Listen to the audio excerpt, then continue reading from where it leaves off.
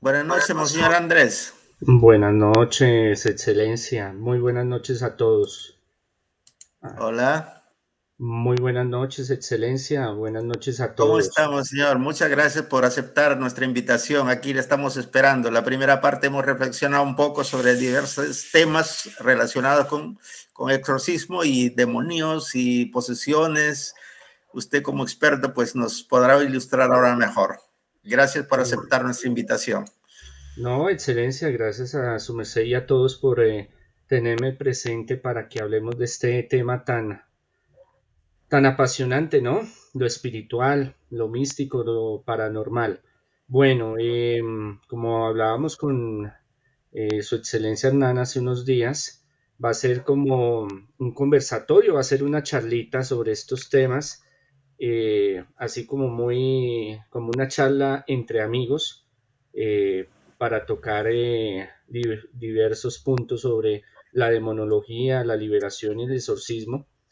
Eh, y ya yo quedo en sus manos, lo que quieran preguntar, como quieran, los vamos con la ayuda del Espíritu Santo respondiendo y vamos haciéndonos amigos. Hay varios que distingo, pero no hasta hoy que tuve el placer y el honor de poder estar conectados con ustedes.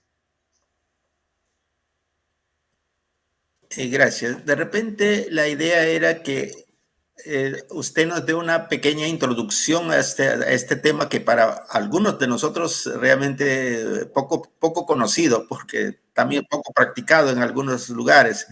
Entonces, una breve introducción entre lo que es la demonología, los fenómenos paranormales, cómo distinguir entre lo psicológico y un fenómeno paranormal o espiritual y la práctica del exorcismo, ¿no? ¿Por qué poca gente practica en las iglesias o qué está pasando ahí? A pesar de que partíamos de un mandato de Jesús a los 12 apóstoles y una de las cosas entre sanar enfermos, resucitar muertos, es echar demonios. Esta es la orden que le da a los 12. Es un ministerio y es un mandato apostólico el que le da la potestad, le da la orden a los apóstoles. Tendríamos que mirar desde el cristianismo primitivo y desde el tiempo en que Jesús empieza como misionero, como rabí, itinerante, como sanador y liberador. Los textos extrabíblicos hablan de que Jesús era un gran predicador, un gran maestro, itinerante, que era un gran sanador y un gran exorcista o liberador. Para el tiempo de Jesús eh, existían este tipo de rabinos, maestros itinerantes que ejercían el ministerio de liberación y exorcismo. Y algunos iban de ciudad en ciudad ofreciendo este ministerio, esta misión. En la teología rabínica es muy fraccionada, no hay una teología como nosotros creemos que es una sola teología, la judía, sino que tiene diferentes visiones y ramificaciones. Entonces, la tradicional ven desde el ámbito del Antiguo Testamento al demonio, a Satanás, a las fuerzas del mal de una forma diferente a lo que ya otras corrientes más actuales o que se fueron desarrollando después la teología del segundo templo, donde ya le dan una eh, materialización del demonio y las fuerzas del mal mucho más activas, mucho más reales. Por ende, algunos, por ejemplo, tenemos el caso de los saduceos, que no tenían la misma perspectiva que los fariseos o los eh, cunraelitas de la visión del demonio, de los ángeles, de la vida eterna y del demonio. Entonces, habían judíos que sí creían en la presencia del mal, en la manifestación del demonio y cómo poder también liberarse de ellos. que siglos después se va a llamar, bueno, la parte esotérica o parte mística, la Kabbalah, y que otros grupos van a cuestionar y decir que esas realidades no existen, que no son, como los saduceos y líneas parecidas teológicas del desarrollo teológico del pueblo judío. Es Jesús uno de los que toma como el liderato y apropia el ministerio de liberación y exorcismo, no como algo circunstancial o del momento, sino que lo vuelve como una bandera de su ministerio. Es por ende el cristianismo primitivo, la visión del demonio, la visión de los exorcismos, la potestad que Jesús da a los apóstoles no se cuestiona. No es de pronto, quizá, tal vez, sino es una realidad. Y en esa realidad es donde Jesús va desarrollando su ministerio, el milagros extraordinarios que Jesús hace, la predicación, la sanación de muchas enfermedades, pero de la columna vertebral de la misión de Jesús se vuelve el exorcismo. Por eso lo conocen en textos extrabíblicos a Jesús como un gran exorcista, siendo que en todas las culturas, en todos los pueblos, en todas las civilizaciones, hay exorcistas o personas que se dedican a sacar demonios o espíritus. Cuando se da la diáspora, el regreso de Babilonia, cuando el pueblo judío tiene esta mezcla e integración con la teología de Mesopotamia un poco más cercana y lo que es también con los persas y de ellos el zoroastrismo, traen una visión mucho más real, contundente, sistemática, organizada del pensamiento de demonología y por ende la afectación del demonio, no solo como antes lo tenían en el pueblo judío como las fuerzas del mal o que haya un ser que hace mal, sino que ya tiene una participación física, una materialización en la posesión. Entonces, por eso Jesús se vuelve un representante muy grande del Ministerio de Liberación y Exorcismo y es uno de los exorcistas más conocidos. Por muchos siglos se creyó, se practicó, se delegó el oficio, ministerio, misión, como ustedes lo quieren llevar, apostolado de la exorcística.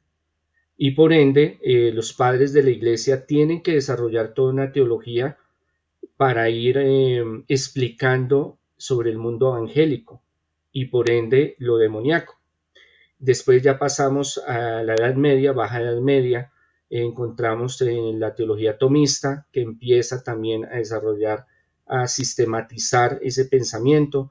En la Edad Media, Concilio de Trento y bueno, y demás, desarrollan van desarrollando, afilando esos conocimientos sobre la demonología y el exorcismo. Se llega ya al primer concilio vaticano y inicios de 1800, 1900 empieza todo un desarrollo por grandes errores que se cometieron en la Edad Media, en el oscurantismo con la Santa Inquisición, entre comillas santa, donde se llega a los fanatismos. Es muy diferente todo el desarrollo que se hace en el cristianismo primitivo, lo que es los padres de la iglesia, posteriormente todo el desarrollo San Anselmo, Santo Tomás, San Agustín, bueno, en fin, pero ya como hay un cambio total político, religioso, espiritual, teológico en la Baja Edad Media, cuando la Iglesia romana se posesiona del poder tanto jurídico, económico, político, social, y se llegan a estragos y se llegan a fanatismos.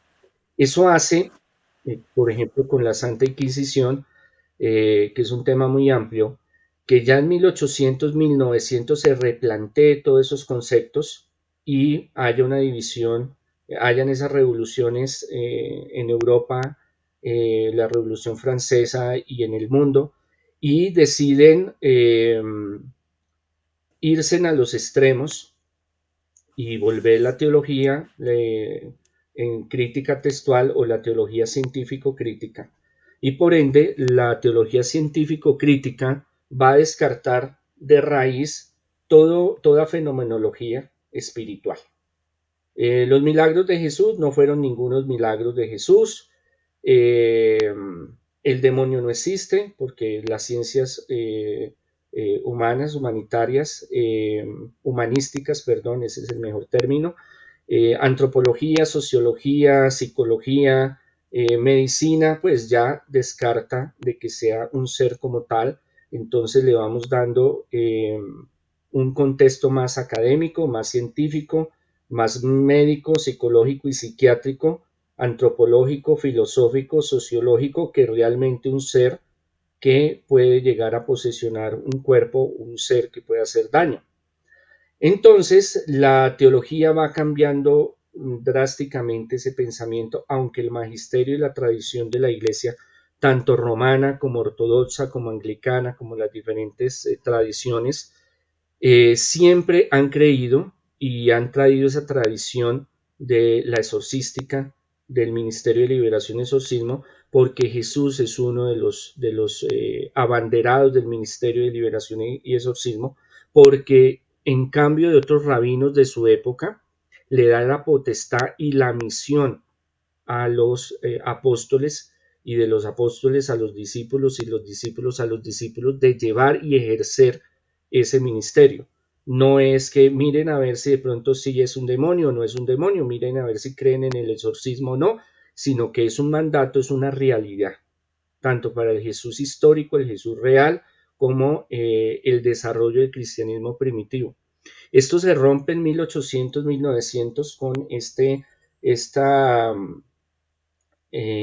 visión de la teología científico-crítica, y ellos son los que todo fenómeno, por ejemplo, si Jesús caminó sobre las aguas, no fue que caminó, sino fue un haz de luz que pegó en el agua y reflexionó y se vio un holograma, que la multiplicación de los peces y de los panes fue porque cada uno sacó su pan y su pez, entonces esa fue la multiplicación, que el paralítico no fue que Jesús lo sanó, sino que él se sugestionó y el poder de la mente hizo que las endorfinas en su organismo, la adrenalina se moviera y entonces se diera ese milagro que volviera a caminar, que la posesión no es ninguna posesión, sino que es un problema de esquizofrenia o un problema de epilepsia.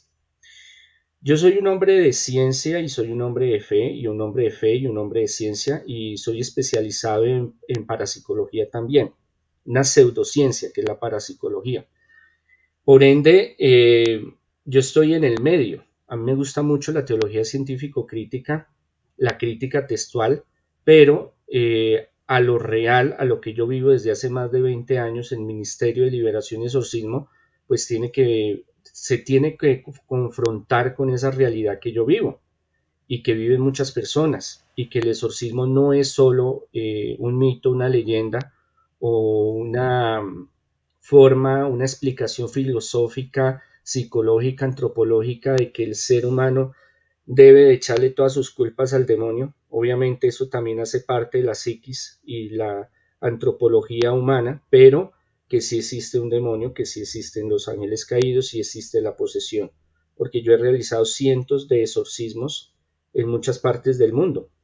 Y no solo yo, hay muchos exorcistas en diferentes denominaciones, llámese romana, llámese anglicana, llámese luterana, ortodoxa, en otros pueblos, en otras civilizaciones, como los judíos, como los islámicos, como los hinduistas, como los budistas. Estamos hablando de un problema que es multicultural. Ahí es donde empieza la pugna, sobre todo de los cientistas, a desacreditar lo que es la posesión y lo que es la cuestión médica o psiquiátrica. Desafortunadamente en la antigüedad no había bueno, sí se dio el desarrollo científico, pero cuando se fragmenta el Imperio Romano, desaparece y la Iglesia romana ocupa ese poder, ese vacío social, económico, político, se da el feudalismo, ama y señora sobre la faz de la tierra quién vive, quién muere, quién lo queman, quién no lo queman, quién puede hacer ciencia, quién no puede hacer ciencia, pues se fueron a los extremos, pero sí ya desde los pueblos antiguos, sumerios, arcadianos, egipcios, griegos, romanos, mesopotámicos, semitas, tenían una claridad sobre que existían también enfermedades mentales, como también enfermedades espirituales o demoníacas. Muchas veces estos pueblos sí le echaban la culpa a muchas circunstancias, a los demonios, a los espíritus, a otros dioses según la cultura. Pero esto se fue purificando, si lo queremos llamar así, a través de los siglos. Y empieza esa pugna entre la teología científico-crítica negacionista y la espiritualidad o la tradición desde la iglesia primitiva, ya las diferentes corrientes eclesiales, si las queremos llamar así. Después de 1900 empieza también a buscar cómo trabajar en equipo, eso lo hace el Vaticano más que todo. La ciencia y la fe y la fe y la ciencia, trabajando en estos procesos, porque se van dando cuenta en diferentes circunstancias, diferentes casos de posesión, cuando incluyen el método científico, incluyen psiquiatras, incluyen médicos, incluyen psicólogos, antropólogos, y se dan cuenta que no es un fenómeno de la psiquis, no es un fenómeno solo mental, sino que ya trasciende a lo paranormal, y se dan cuenta de que la ciencia puede dar razón hasta un punto, pero ya la fe entra a jugar un papel fundamental, y sobre todo lo espiritual, para trabajar conjuntamente en esa búsqueda de ser más transparentes en los procesos de posesión y de exorcismo. Entonces, ya antiguamente lo que se hacía era entrar a hacer el exorcismo directamente de un poseído, y después se miraba a ver qué era lo que sucedía. Ahorita es lo contrario. Primero, bueno, la metodología varía mucho entre los exorcistas, pero no podemos descartar que el Vaticano y la Iglesia Romana pues tiene todavía mucho poder, y por ende también el proceso de que dejaron a un lado lo que es el proceso de la exorcística, pero ya después de 1920, 1930 vuelven a retomarla, y es ahí donde empiezan a fusionar lo que es las ciencias de la medicina, la psicología, la psiquiatría, con los fenómenos paranormales o la posesión. Ahora, ¿cómo se hace? Ahora se pasa todos los filtros, primero de biológicos, psicológicos, médicos, y después sí se pasa a el diagnóstico espiritual. Pero como les decía, esto es como los parámetros generales que la Iglesia Romana ha desarrollado. En las iglesias luterana, anglicana, ortodoxa tienen otros parámetros. Ahora han visto la necesidad de que necesitan también, para no cometer excesos y que no se vayan a cometer errores, a través de vincular a médicos, a psicólogos, a psiquiatras. Pero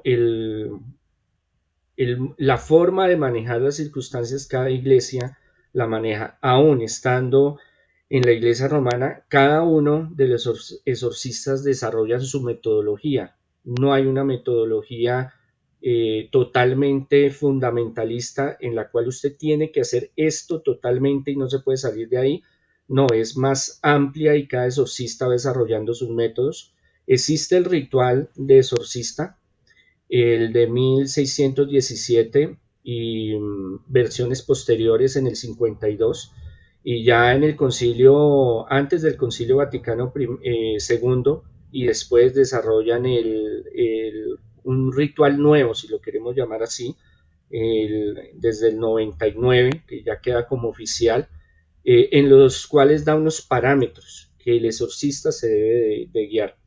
Hay varios cursos, capacitaciones, yo he estado en varias, yo estuve en la Regina Apostolorum en Roma hace varios años, y en México también la arquidiócesis hacía unos cursos bien interesantes, pero no es que limiten y den una formación para decir es que como exorcista usted tiene que ser esto y esto y esto solamente.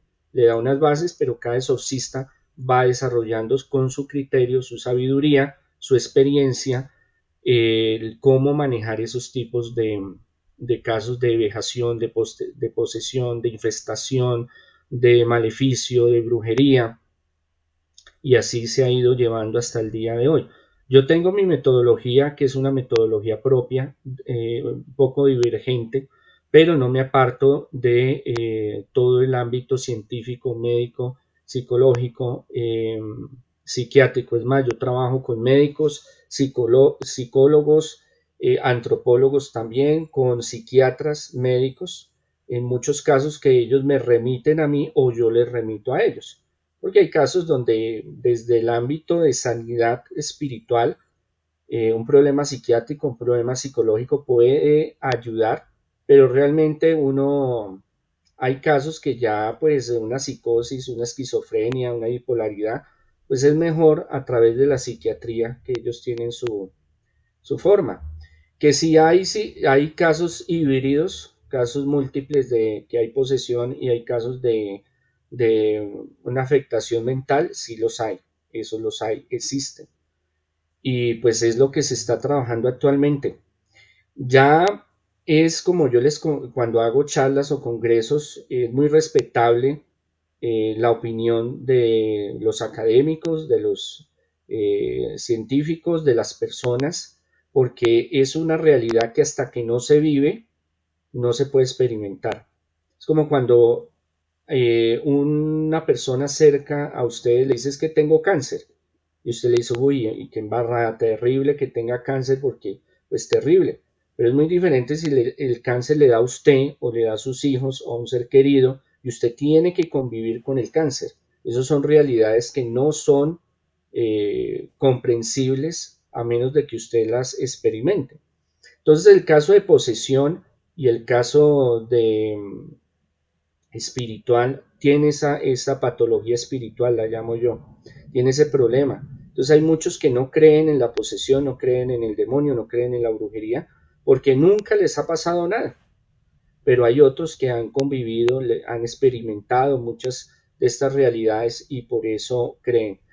Ese proceso de formación en los seminarios y en las universidades de la teología científico-crítica hizo que muchos sacerdotes, obispos, vean al demonio como un mito, una leyenda o como una explicación racional a los errores o a las culpas o a los fracasos del ser humano, o un contexto histórico para darle una proyección, una respuesta sobre el mal en la humanidad y sobre la sociedad.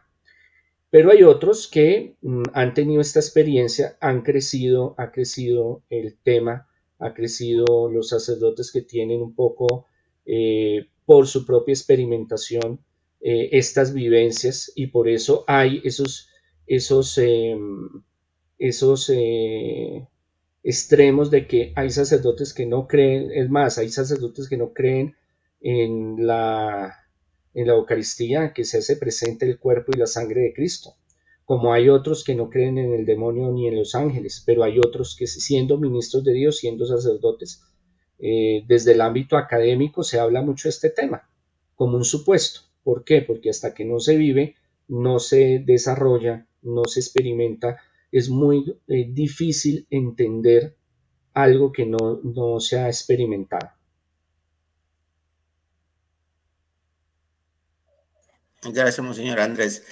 Una pregunta que surgió la primera parte de este conversatorio era si el oficio de exorcista era exclusivo de los obispos, ya que el mandato de Jesús es a los apóstoles, o cualquier persona podría hacerlo. Esto tiene una respuesta histórica. Por ejemplo, en la Iglesia Ortodoxa se considera que todo sacerdote es exorcista. O sea, no se desprende el ministerio, la vocación, la misión de ser exorcista, de ese pa que uno recibe cuando lo ordena. Cuando somos, bueno, desde el bautizo, ¿sí? Queda en nuestro espíritu impregnado, sellado de ser sacerdotes, profetas y reyes. Se aumenta, se consolida cuando somos ordenados diáconos y sacerdotes. Entonces, por ejemplo, en la Iglesia Ortodoxa, usted es sacerdote, por ende es exorcista, no hay esa dualidad o esa división. En el cristianismo primitivo y en el transcurso de la Iglesia latina, romana, el exorcista, el sacerdote era exorcista.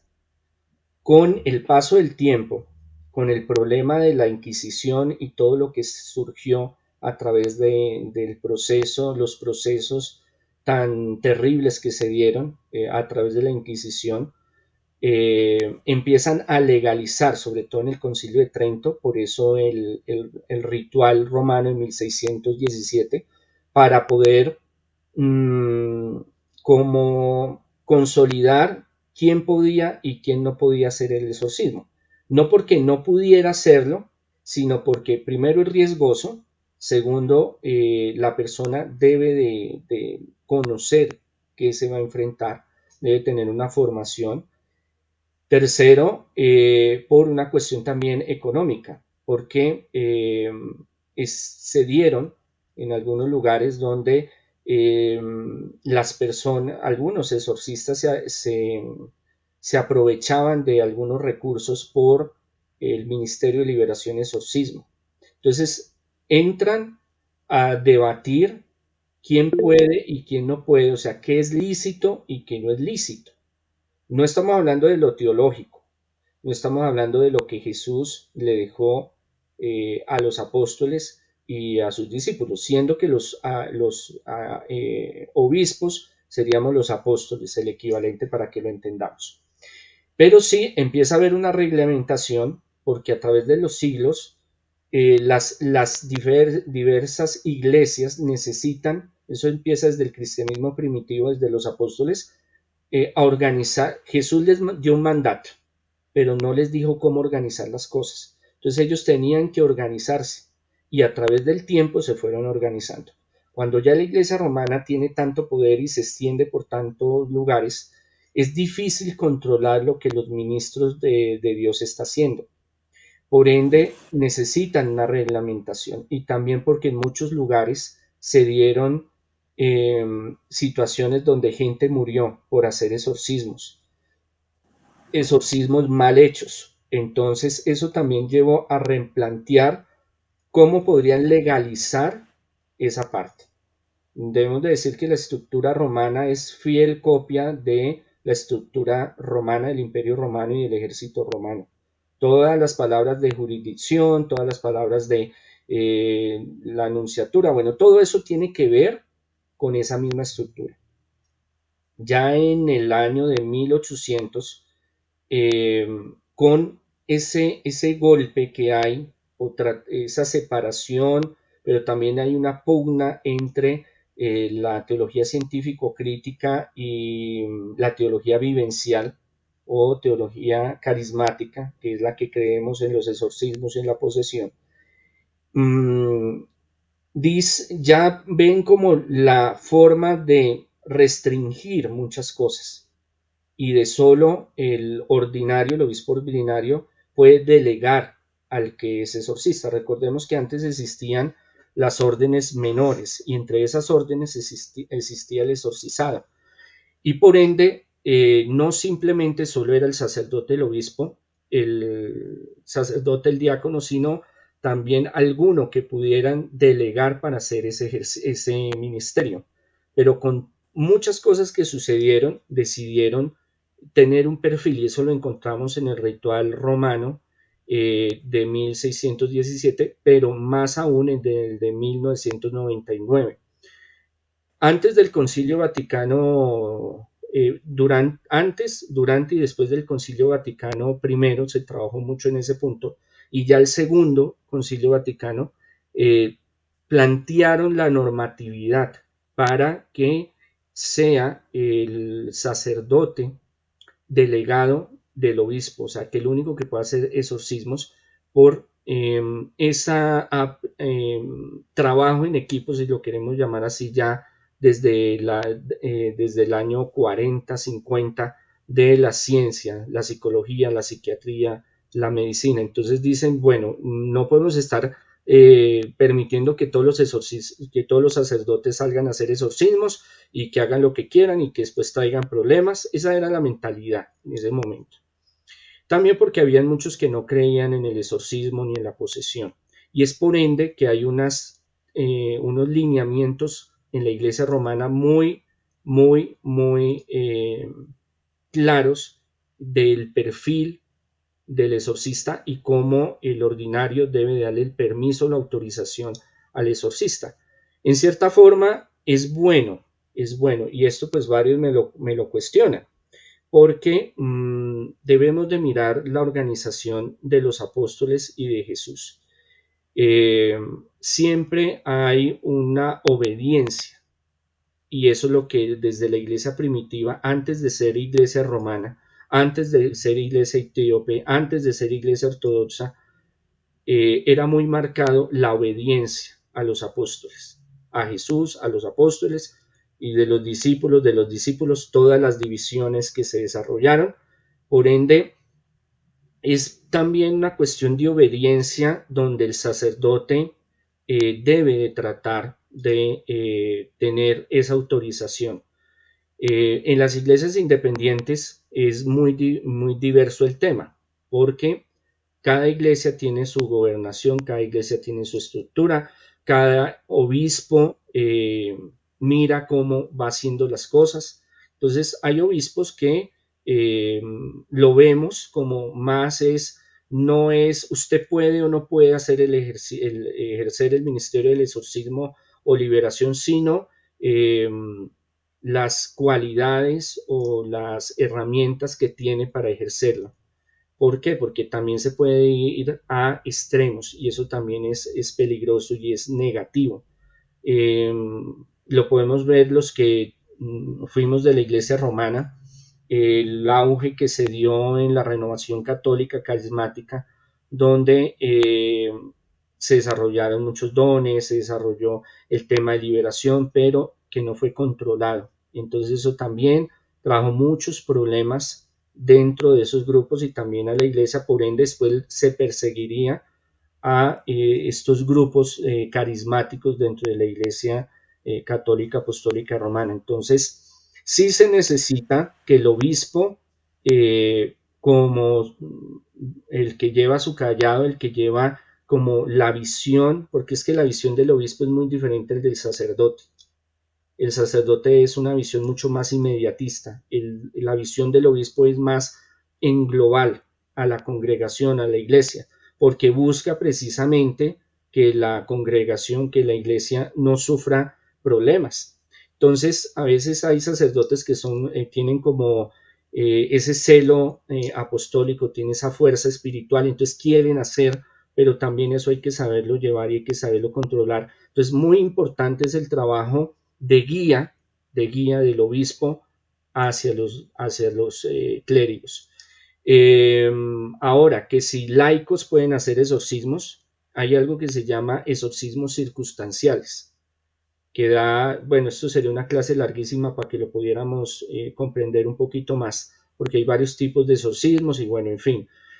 Pero este exorcismo circunstancial es porque el Señor en ese momento se manifiesta y que una persona en un grupo de oración, un laico, una persona se manifiesta el Espíritu Santo y se da una liberación o se da un exorcismo, es porque Dios le da un estado de gracia, una gracia de estado en ese momento, pero eso no quiere decir que sea exorcista. Igual es peligroso. Yo he tenido sacerdotes de diferentes líneas, hasta romanos, que a veces por el deseo de ayudar, cometen algunos errores y quedan contaminados y se afectan físicamente y espiritualmente, porque no es lo mismo el Ministerio de Liberación y Exorcismo que el Ministerio de Sanidad o de Prosperidad o de Predicación o de Alabanza, porque se corre un riesgo.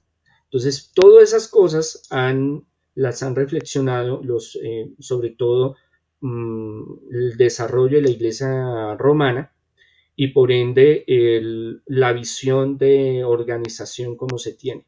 Pero ya en las iglesias independientes, pues cada uno tiene su forma de matar las pulgas, como yo lo digo.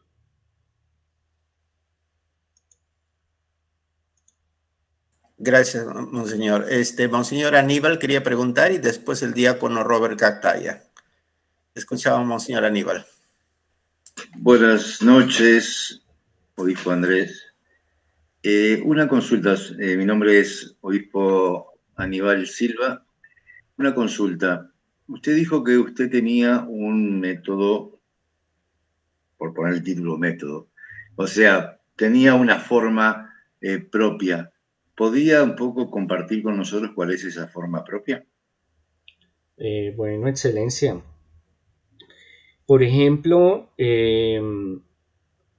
antes, cuando yo inicié en el Ministerio de Liberación y Exorcismo, que fue diosidencia, fue algo que Dios tenía organizado, que yo no esperaba, eso fue cuando estaba en la Iglesia Romana y yo era muy abanderado de la teología científico-crítica, me apasioné, me obsesioné con esa teología, pero cuando vienen y me traen una persona, recibe una sanación comprobada científicamente, médicamente, y después me traen más gente para oración y se manifiesta una doble personalidad, se manifiesta espíritus, entidades, y ahí me obsesiono por el Ministerio de Liberación y Exorcismo.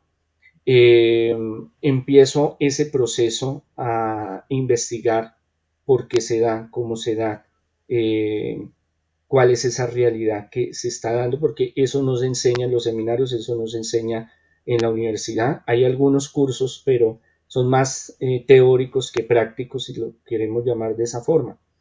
Entonces, ¿cómo inicié yo? La persona me la traía en el poseído, yo le hacía una oración y ahí se manifestaba. Pero eso también me iba cobrando cuenta de cobro, como yo lo llamo, porque me iba contaminando. Y los procesos de liberación y exorcismo no tenían la misma efectividad como en la actualidad. ¿Cómo es la metodología que yo trabajo? Sacan una cita, viene la persona, si no puede venir la persona, viene un familiar con una foto de la persona y yo le empiezo a hacer la entrevista. La persona ya muchas veces ha recorrido la Seca y la Meca, ahí donde médicos, psiquiatras, chamanes, videntes, parapsicólogos, brujos, bueno, ya han recorrido muchos lugares. Sobre todo yo miro mucho las pruebas médicas, psicología, psiquiatría, medicina, y de ahí yo doy un diagnóstico, empezamos un tratamiento. Son tratamientos espirituales que yo he ido desarrollando, fórmulas de ciertas oraciones, ciertos rituales donde la persona los va haciendo progresivamente. Hay una integración también con la familia, se mira diferentes áreas, la área emocional, la área psicológica, la área espiritual, la área personal. No solo yo colaboro con la ayuda de Dios en el ministerio del exorcismo, sino también en sanación y en prosperidad y en otros temas. Entonces, pero el que más me conocen es por ser exorcista o sacachukis, como yo llamo, y de ahí empezamos ese proceso. Vamos mirando el proceso, cómo va evolucionando y los avances que la persona va teniendo, según el caso, sea una brujería, una posesión, una infestación, según el caso. Y a lo último ya empezamos con las liberaciones o los exorcismos en dado caso. Ya cuando la persona se libere, se exorcice con la ayuda del Señor, Dios es el que hace todo, se sigue un acompañamiento espiritual y un control.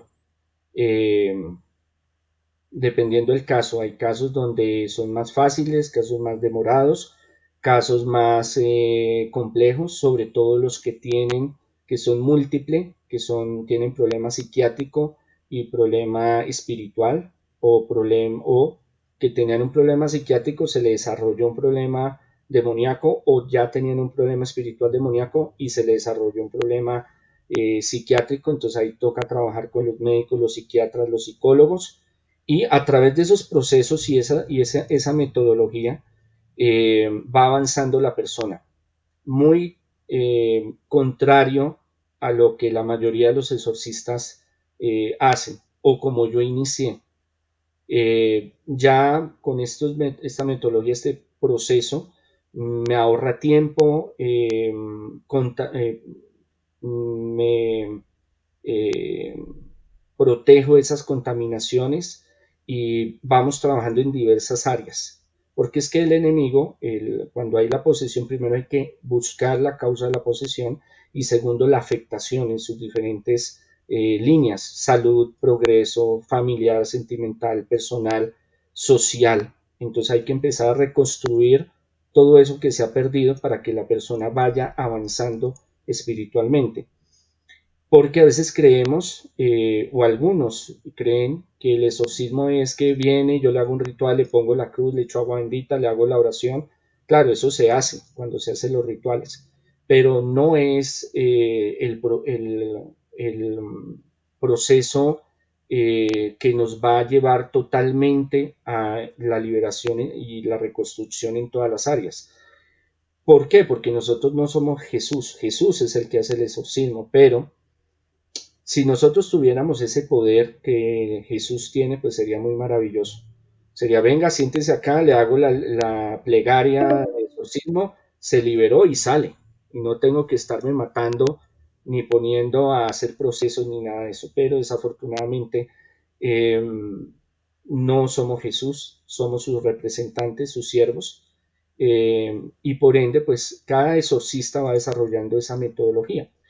La desarrolla, bueno, el pilar de un exorcista son varias cosas. Primero, el don que Dios le da para expulsar, dominar esos demonios. Segundo, el conocimiento de Dios y el conocimiento del enemigo, porque usted tiene que enfrentarse saber a lo que se va a enfrentar. Y tercero, la experiencia. Entonces, en la experiencia es muy fundamental estos tres parámetros.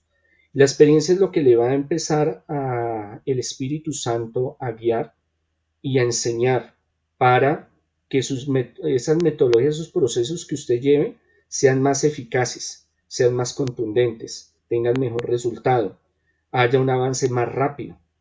Y esto lo van desarrollando diferentes exorcistas. Por ejemplo, pongo un caso.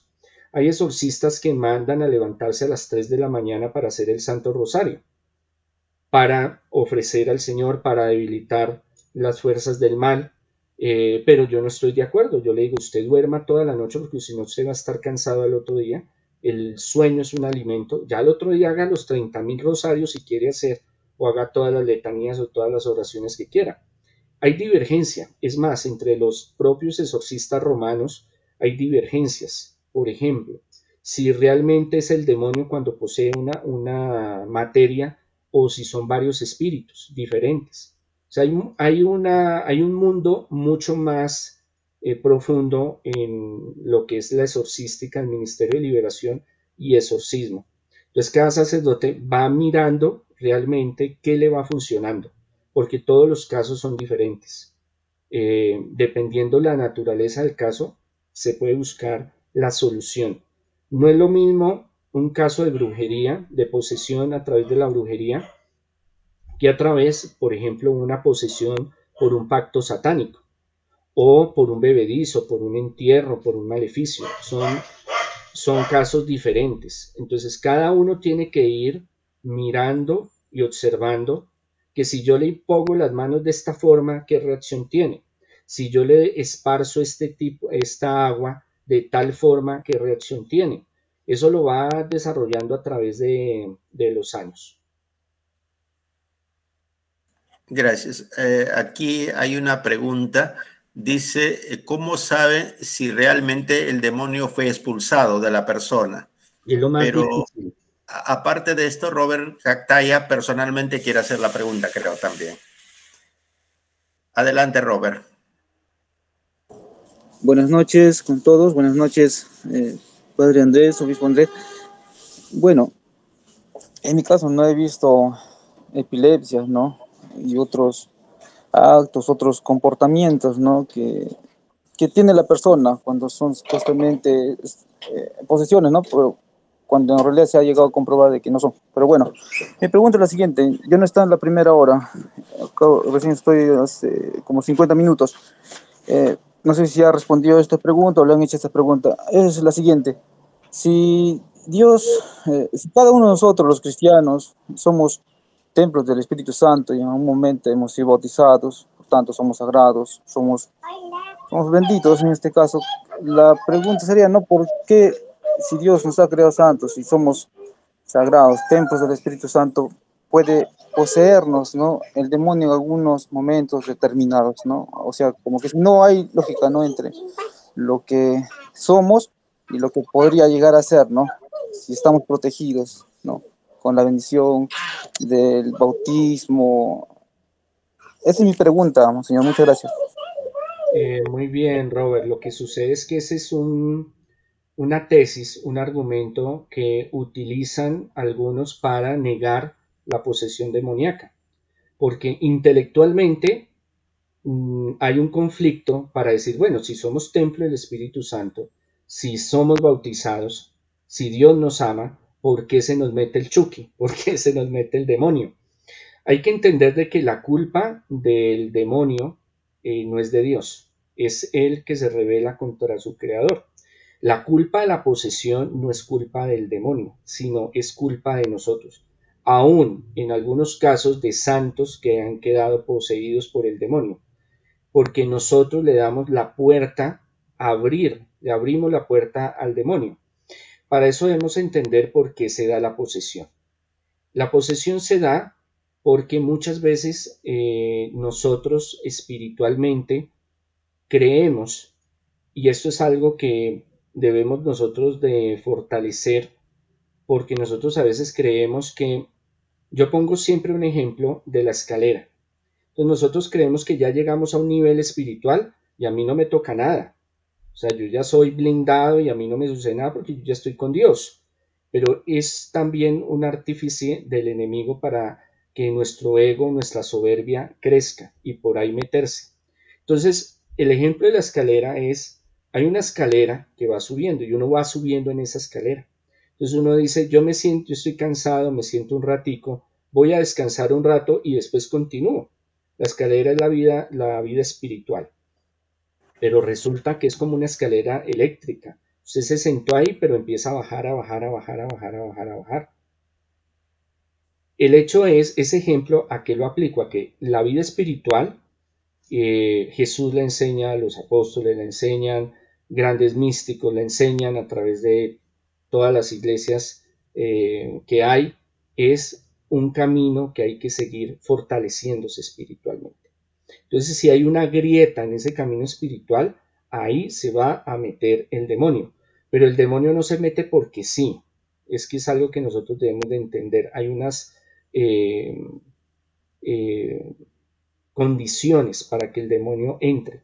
Muchas veces invocación de tabla ouija, de bajar de internet rituales y hacerlos, ir donde brujos, por ejemplo, desafiar muchas veces al enemigo en el sentido de burlarse de él, muchas veces estar en lugares donde está el enemigo y nosotros no estar muy bien protegidos, trabajos de brujería que nos hagan a nosotros o que vengan genealógicos, porque eso también se hereda, trabajos de brujería, y eso hace que si usted hay una grieta en su espíritu, en su energía física, en su fuerza vital. Energía es una palabra moderna, pero en sí la Sagrada Escritura nos habla de fuerza vital.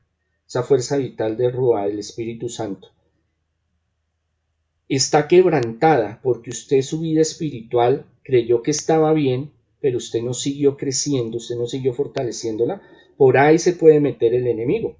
Y Dios permite que eso suceda muchas veces, porque se puede dar un crecimiento mayor, un cambio mayor. Por eso hay santos que han quedado poseídos por un cierto tiempo. Pero hay muchos casos de posesión que han sido porque se han abierto puertas por la imprudencia. No es que usted salió y entonces fue a la esquina y entonces se le metió el diablo. Son concepciones muy diferentes. Entonces la culpa no es de Dios, sino es de la falta de crecimiento espiritual de nosotros. Y para la posesión se necesitan unos requerimientos, unos parámetros para que se dé, sea una vejación, sea una infestación, sea una obsesión demoníaca, sea una posesión, los diferentes tipos de posesión. Siempre hay un factor humano. Entonces, una cosa es la parte, el racionamiento intelectual, que usted teológicamente puede llegar a decir, bueno, pero sí, estoy con Dios, Él me protege. El problema no es que Dios esté con nosotros, es que el problema es que nosotros a veces no estamos con Dios. Creyendo que haciendo lo que hacemos, un fariseísmo, creyendo que lo que hacemos está bien, pero el compromiso espiritual con Dios es mucho mayor. Por eso realmente nosotros podemos estudiar la Sagrada Escritura, nosotros podemos tener un conocimiento teológico, es importante, es fundamental, pero la parte espiritual, la vivencia práctica es fundamental, es lo que Jesús enseña. Se lo enseñan los apóstoles para que los apóstoles se lo enseñen a los discípulos y a nosotros. Esos años después va a quedar escrito en los evangelios, que es nuestra bitácora para el crecimiento espiritual. Y no solo pensarlo desde el ámbito de el exorcismo, crezco espiritualmente para que no se me meta el diablo, sino que ese es el propósito de Dios hacia nosotros, el que crezcamos espiritualmente. Gracias, Monseñor Andrés. Bueno, para los que nos escuchan, yo he visto varios videos de Monseñor Andrés Tirado haciendo la práctica de exorcismo, entonces de repente podrían entrar a la página de YouTube, etcétera. Ahí van a ver cómo es el actuar de Monseñor Andrés Tirado en estos temas muy específicos del exorcismo. Por lo menos he visto algunos, como del padre Fortea, también exorcista romano, que también tiene algunos videos. La pregunta era también si existe una diferencia entre exorcismo romano y exorcismo no romano, o de iglesias independientes, etcétera, ¿no? De otras denominaciones. Bueno, ahí hay una cuestión de nosotros, del pensamiento de nosotros. Cuando estuvimos en la iglesia romana, es un proceso psicológico, intelectual y de dominio que la misma iglesia romana lo desarrolla para que la iglesia romana, bueno, es que sí, es larga la historia, pero en el año 1010 el Papa Hildebrando decide dividirse prácticamente de las otras iglesias históricas para creerse en que ellos son los meros, los más importantes. Entonces, desde el genoma, el ADN de la iglesia romana siempre ha estado esa formación. Nosotros somos los únicos, nosotros valemos, lo que nosotros decimos es ley, así como nosotros lo planteamos tiene que ser, fuera de nosotros no hay nada. Y eso es una formación que se llevó a cabo y se sigue llevando a cabo, una programación de la Iglesia romana en los seminarios y a los sacerdotes y a los obispos. Es una estrategia que les ha permitido estar como juntos y en la cima por mucho tiempo, pero que también está implosionando, está estallando por dentro, porque el ser humano está cambiando, la sociedad está cambiando y se están dando cuenta que ese pensamiento feudalismo de emperadores ya no camina. En eso también aplica a lo de los exorcismos. Entonces mi exorcismo, como yo soy independiente, no vale, y el suyo sí vale porque usted es romano, porque usted es mandado por el obispo romano, entonces sí vale. No. La palabra exorcismo viene de exorcizar, de conjurar, de expulsar fuerzas del mal, el demonio, espíritus, entidades. Por ende, el ritual o la forma en que se vaya a hacer el exorcismo ya difiere entre la metodología, que lo hablamos hace un rato, la forma de hacer las cosas de la iglesia etíope, de la iglesia copta, de la iglesia ortodoxa, de la iglesia nacional, de la iglesia episcopal, bueno, en fin. Pero el objetivo es el mismo, sacar, erradicar al demonio. Ese concepto está en todas las culturas. Por ejemplo, los rabinos exorcistas de la Kabbalah o los sacerdotes islámicos, es la misma cuestión. Tienen diferencia, o los hinduistas o taoístas tienen su forma de hacer los exorcismos, diferente, pero el objetivo es el mismo, expulsar. Entonces no podemos hablar de que el exorcismo de los romanos es más válido al de nosotros. Es más la programación. Entonces hay que, ese síndrome románico que yo llamo, hay que desprogramarlo, sacarlo, quitarnos esa programación, porque es totalmente válido. Primero, porque está la presencia del Señor. Jesús dijo, donde estuvieran 2 o 3 reunidos en mi nombre, yo estaré. Segundo, porque se hace en el nombre de Jesús, de la Santísima Trinidad. Tercero, porque tenemos, la mayoría que estamos acá, somos iglesias que tenemos sucesión apostólica. Por ende, no nos pueden criticar y decir, es que ustedes no tienen la potestad de hacerlo. Primero, por bautizados y creer en el nombre de Jesús lo podemos hacer. Segundo, por la sucesión apostólica y ser ordenados o consagrados obispos legítimamente en nuestras iglesias, en nuestras congregaciones. Tercero, por la presencia del Señor. Ahora, hay que mirar, ahí viene lo que es la sabiduría. ¿Cómo vamos a hacer los exorcismos? ¿Cómo se deben de hacer?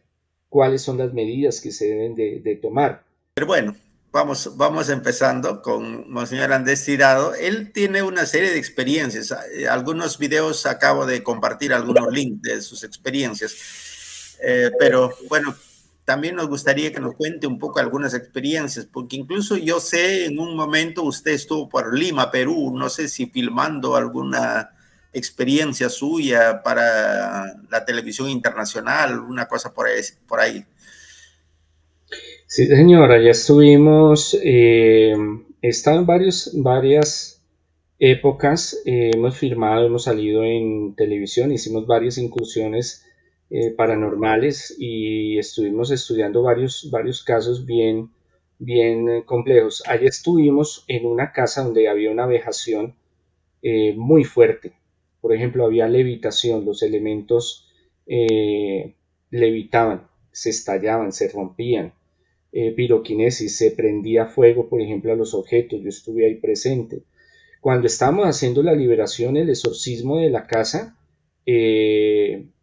empezó a caer, era como el techo era como de zinc, como de lámina, y eso empezaban a caer pájaros, a caer piedras, a caer. Estábamos unos adentro y otros afuera, entonces estaban filmando lo que estaba sucediendo. Por ahí eso salió en Telemundo. Toca buscarlo y yo se los envío para que lo miren. Y como el ruido, cada vez que hacíamos la oración fuerte, imprecatoria, eso empezaban los ruidos y empezaba a moverse en las cosas fuertemente. Gracias a Dios se pudo liberar esa casa. Y bueno, ese fue uno de los de allá que estuvimos en Lima haciendo ese tipo de investigación. También con Discovery Channel hicimos un trabajo allá de varios casos que aquí en Colombia y allá se manifestaron. Sí, eso conocíamos un poco. No sé si hay algunas preguntas de parte de ustedes para Monseñor Andrés, para aprovechar sus experiencias. En la primera parte hubo varias dudas, varias observaciones sobre este tema. Entonces nos gustaría que pregunten directamente a Monseñor Andrés y que nos pueda absorber con mayor conocimiento sobre estos temas.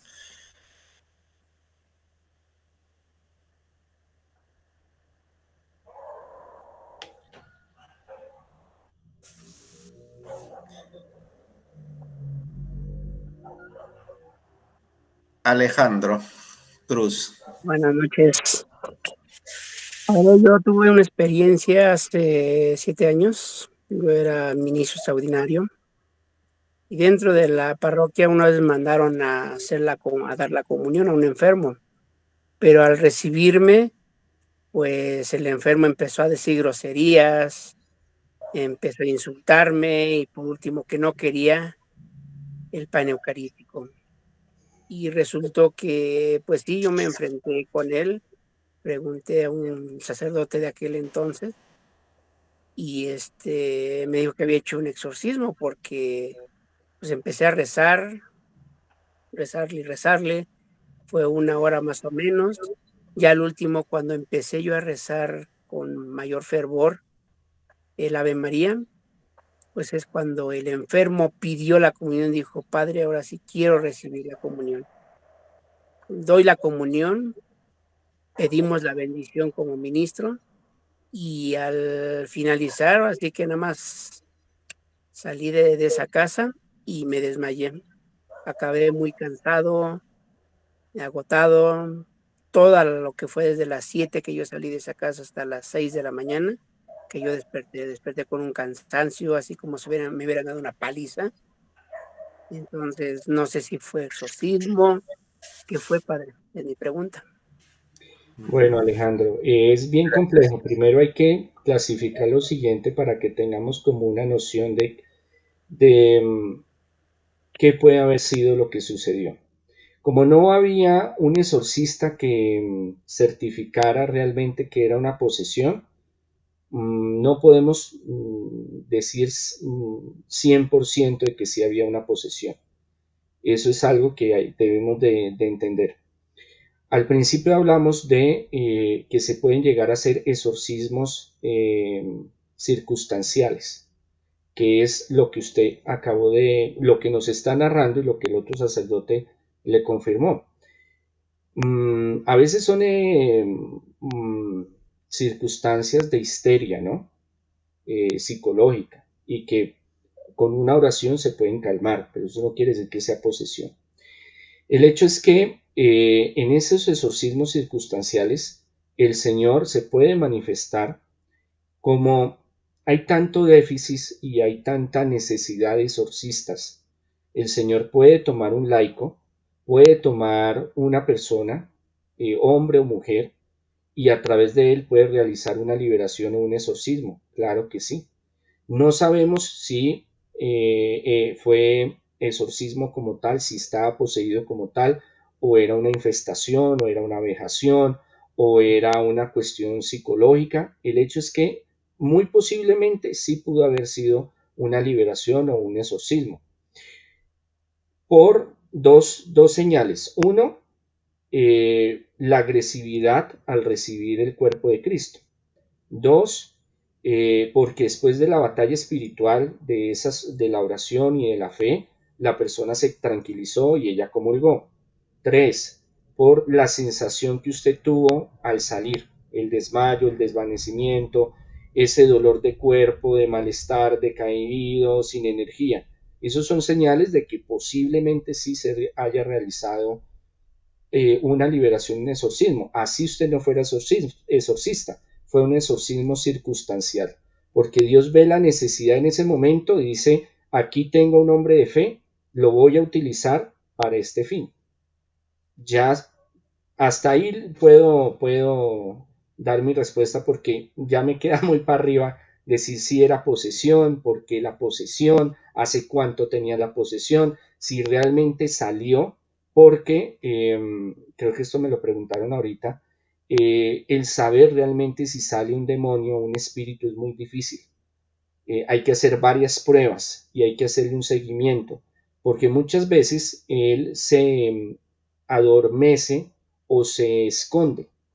Y uno cree que pues ya como mostró síntomas de mejoría, entonces que ya se hizo el exorcismo de la liberación. Es más, a mí me han traído casos de otros exorcistas que la persona está muy bien después de los exorcismos, y que el exorcista dice sí, ya está liberada, pero empiezan a salir ciertas circunstancias, ciertas señales muy, muy leves, muy camufladas, y me traen ese caso para otra opinión de realmente si está liberado o no, y yo le hago las pruebas y ahí se manifiesta. Lo que pasa es que ellos, uno como exorcista nunca debe de confiarse de que realmente salió. Siempre tiene que estar como con la mente, los sentidos muy agudos, muy sensibles a estar frecuente, porque a veces hay otro fenómeno que nos lo narran los santos evangelios. Sale ese espíritu, ese demonio, se va a desiertos y vuelve con 7 más. Que eso es lo que la mayoría de los casos de exorcismos pasa y es después más complicado el caso. Porque uno cree, no, ya se liberó, ya puede hacer su vida y siga por su camino, pero en realidad necesita un acompañamiento después de eso. Por si no le salió y se ocultó, o por si salió y quiere volver a tomar posesión. Entonces sí, es muy posible que se haya dado, no lo llamemos como exorcismo, como ritual como tal, así con el pompo y todo lo que nosotros hablamos de un ritual, pero sí desde el concepto de exorcismo, de expulsar la presencia del Señor, ahí se manifestó, pero yo creo que la palabra más correcta es liberación. Se hizo una liberación para que nosotros podamos tenerlo más claro. Gracias, Monseñor Andrés. Monseñor, el tema de exorcismo y liberación solamente se practica cuando hay una posesión demoníaca o también cuando hay almas que no se han liberado, pero que están presentes ahí por he escuchado decir, por accidente de tránsito, por suicidio, etcétera, como que son almas perturbadas que no se fueron definitivamente, pero que molestan o están presentes ahí. Entonces, esta liberación, ¿a qué se refiere? ¿A posesión demoníaca, a estos espíritus o también a actos de brujería, hechicería, maleficio, como dicen algunos? Es muy complejo porque en todo se puede dar, en todos los casos se puede dar, no es simplemente de uno o de otro. Como lo hablaba hace un rato, hay exorcistas que no creen, hay otros que sí. Depende mucho de la experiencia. Por ejemplo, Fortea. El padre Fortea no creía, como otros exorcistas, de que se diera la posesión. Bueno, les voy a explicar cómo yo lo organizo. Posesión de tipo A, que son seres desencarnados, personas que vivieron como ustedes, como yo, que no trascendieron a un plano más alto, no están en la gracia de Dios, no se fueron al reino de los cielos.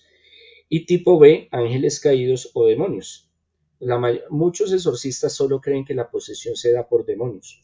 Padre Fortea creyó por mucho tiempo, hay una entrevista pública que él la da, donde él dice que él creía solo en la posesión de tipo B o demonios, pero con el paso del tiempo y la experiencia se fue dando cuenta que sí se puede dar un caso de posesión por tipo A, por espíritus desencarnados. Hay que entender qué es la liberación y qué es el exorcismo. Liberación viene de liberar, de sacar muchas cosas. Es amplio el concepto. Entonces puede ser una envidia, puede ser un maleficio, puede ser un dolor físico, una enfermedad, puede ser una energía, una fuerza en contra del progreso, puede ser algo emocional, algún dolor, algún sufrimiento, alguna pena. Es muy amplio. Y es un rango muy alto porque llega también muchas veces lo que se hace es la liberación. Por ejemplo, usted está en una casa, está bendiciendo la casa, hay alguna entidad, algún espíritu que se posesionó, sea vejación, sea infestación en ese lugar, o hay personas que tienen obsesión demoníaca. Y con una liberación, con una oración de liberación, la Eucaristía, por ejemplo, es liberadora, el Santo Rosario, la confesión, la comunión, el ayuno, son liberadores. Entonces está implícito en ese mandato, en ese poder que el Señor da. El exorcismo ya es más específico, es hacia posesión más que todo.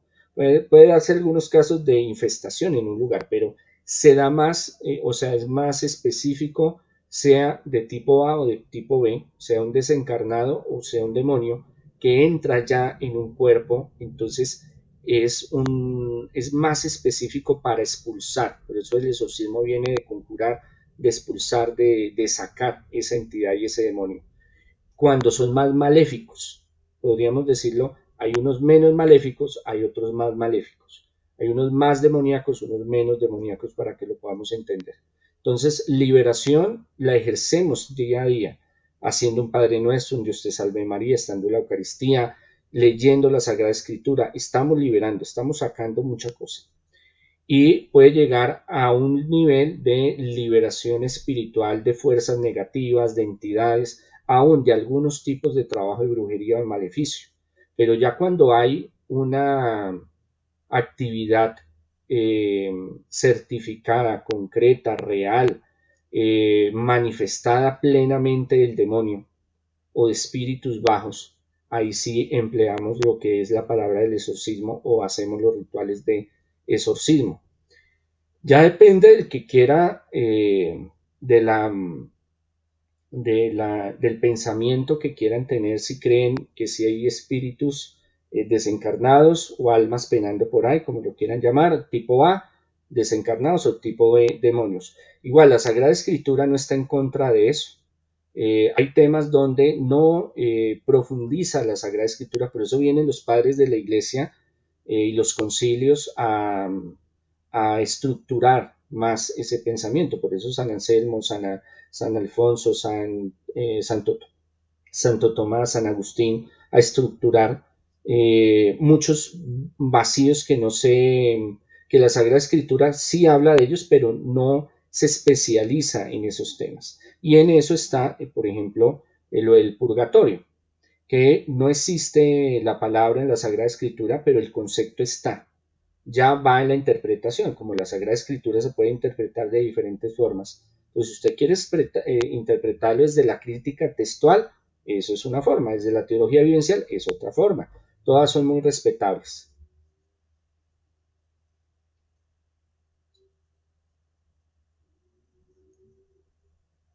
No lo escucho. Gracias, gracias. Gracias, monseñor. No sé si hay alguna pregunta de parte de los participantes para no abusar también del tiempo de monseñor. Creo que es avanzada la hora. Bueno, Oscar de Paz. Monseñor Andrés, buenas noches. Tengo una experiencia contada y también es un obispo actualmente, me refiero al obispo de la diócesis de Huaraz, es el Monseñor Eduardo Velázquez Tarazona, contó una de sus experiencias en la parroquia de Chiquián y decía que había una casa poseída de espíritus malos que no dejaba ingresar. Cada vez que pasaba la gente agredía, tiraba piedras, tierra del cementerio, y es por eso que le habían llamado varias veces para que vaya a exorcizar o para que saque esos malos espíritus, cosa que había acudido varias veces y no había podido.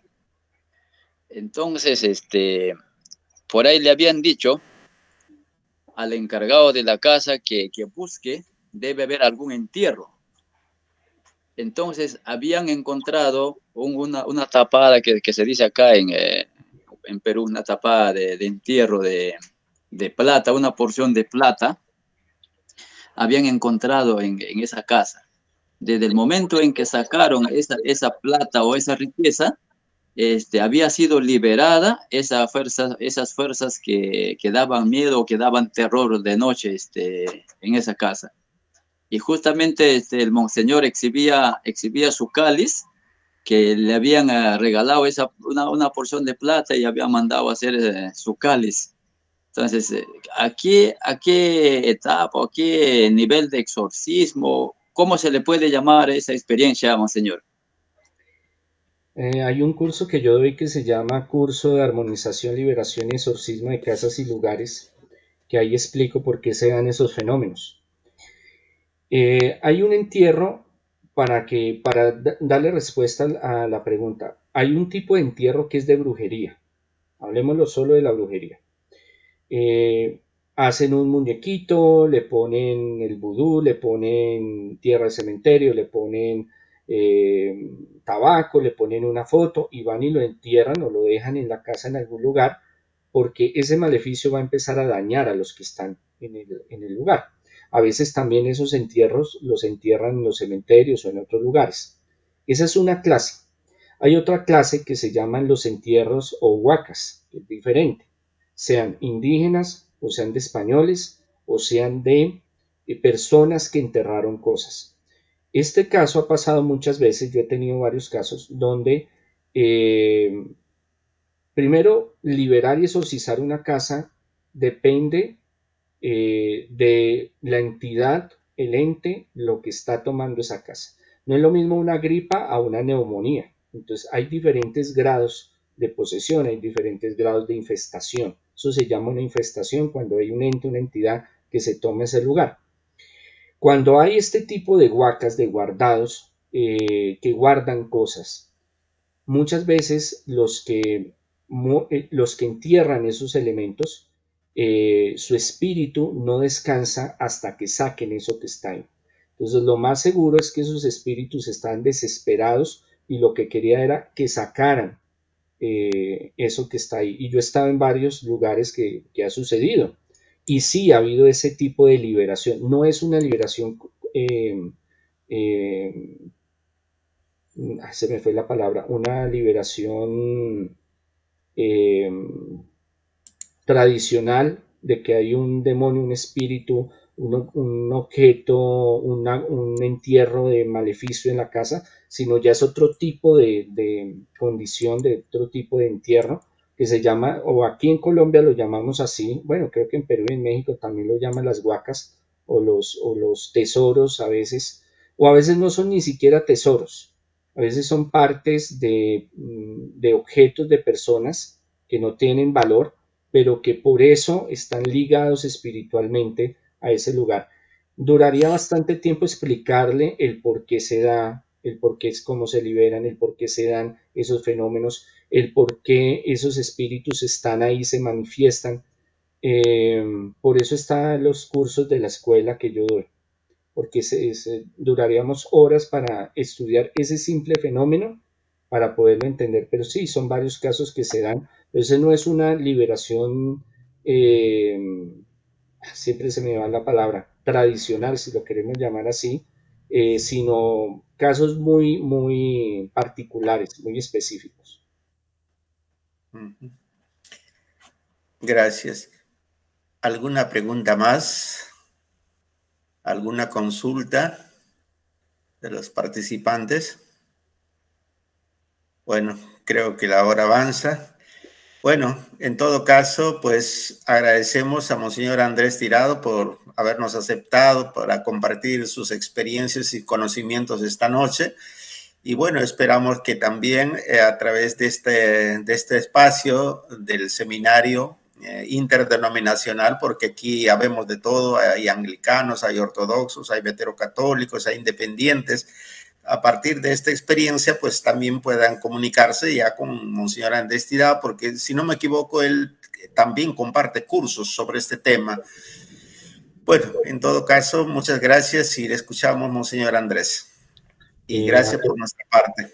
Gracias, Excelencia. Gracias a todos por la oportunidad. Hay cientos de videos en YouTube y en las redes donde hablo de estos fenómenos, entrevistas para los que quieran profundizar un poco más sobre el tema. Lo que los invito es a tener una mente más amplia a estos fenómenos, no creer lo que yo les vengo a decir, ese no es el objetivo, sino el objetivo es que ustedes indaguen, investiguen por ustedes mismos este tipo de fenómenos, que como ministros de Dios en algún momento, sea ustedes o sean sus sacerdotes o sus diáconos o sus hermanos, sus ministros, puedan tener alguna experiencia de este tipo. Entonces no está de más tenerlo presente y que cada uno busque investigar y busque sus conclusiones y busque crecer un poco más en el mundo espiritual.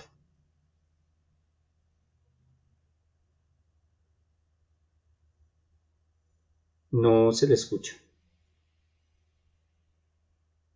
Bueno, le decía muchas gracias una vez más por nuestra parte y nuestro profundo agradecimiento a nombre de todos los que participamos en este seminario, y ojalá que podamos seguir comunicándonos y participando, porque todos andamos por este mismo nuevo camino en el movimiento de Jesús en América Latina.